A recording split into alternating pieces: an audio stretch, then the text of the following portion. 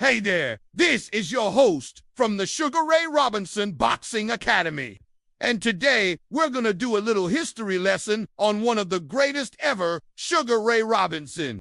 Now, if you don't know much about Sugar Ray Robinson, all you can do is just sit back and enjoy. Because in my opinion, this man was the greatest boxer to ever grace this planet. So let's go back in time and see where it all began for the great one. It all started in 1921 in Ayrton, Georgia.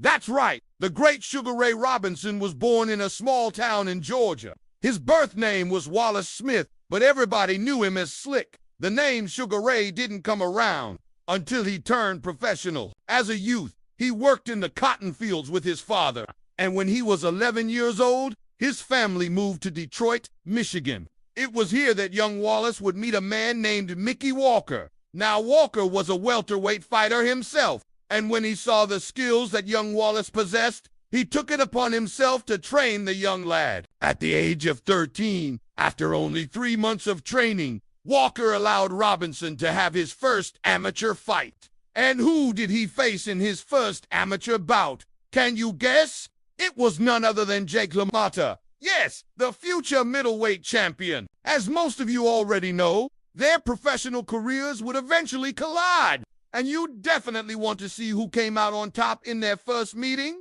In 1936, Robinson turned professional, and in his first fight, he went up against a man by the name of Hobo McGinnis. Now, this fight would only last 45 seconds. Why? Because Robinson knocked Hobo McGinnis out in just 45 seconds. From there, Robinson would continue to climb the ranks, and as he was doing so, he would change his name from Wallace Smith to Sugar Ray Robinson. How did he come up with the name Sugar? Well, there are two stories. One is because he was naturally a sweet fighter, meaning he had a lot of natural ability. The other story is that he picked up the name Sugar due to his association with the numbers runner by the name of Sugar. See, Sugar wasn't his nickname, it was actually his name. Either way, the name stuck and the rest is history. In 1940, Robinson would score his first world title shot against the welterweight champion Fritzy Zivik. This fight would go the full 15 rounds, and at the end of it, Sugar Ray Robinson would be victorious, capturing the welterweight crown. Robinson would then move up to the junior middleweight division, and in 1946, he would face a man named Randy Turpin. Now, this fight was for the middleweight championship, and guess what happened? That's right, Sugar Ray won again, capturing his second world title. But soon after, he would move back down to welterweight and take on another great, Carmen Basilio. Now, this fight would go to Basilio by a close decision, but many felt that Robinson was robbed of his third welterweight title. Undeterred, Robinson would go on to win 26 of his next 28 fights.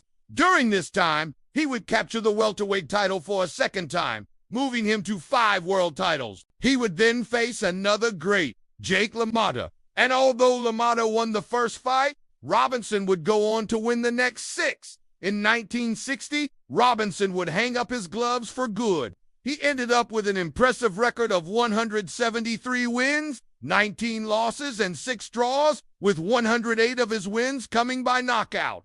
That's it for now, folks. Until next time, stay safe and stay in the gym. And remember, great things take time, so don't rush the process. Be like Sugar.